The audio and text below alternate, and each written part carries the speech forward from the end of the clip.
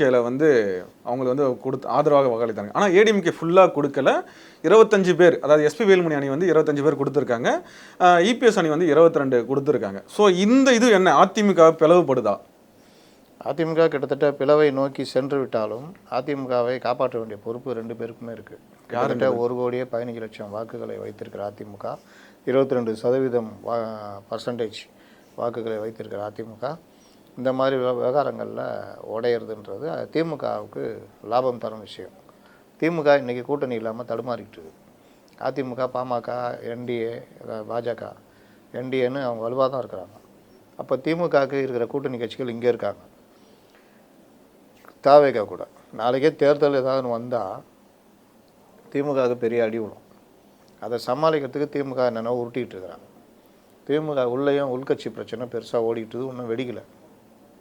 இந்த நேரத்தில் அதிமுகக்குள்ளே தாவேகாவை ஆதரிக்கிறதுல ஒரு கருத்து வேறுபாடு வந்திருக்கு.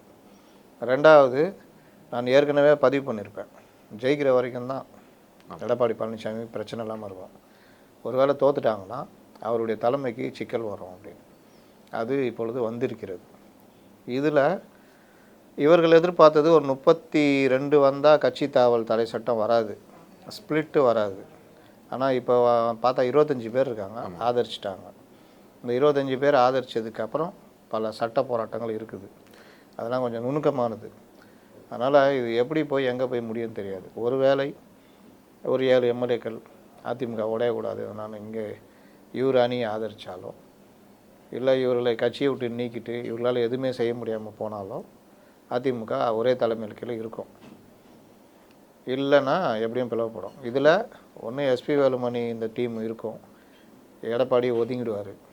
இல்லைன்னா மற்றவர்கள் இருப்பார்கள். இந்த டீம் வந்து தனி அணியாக 5 வருஷம் தள்ளிக்கிட்டு வேறு ஏதாவது விஷயத்தை தான் பார்க்குற மாதிரி ஆகும்.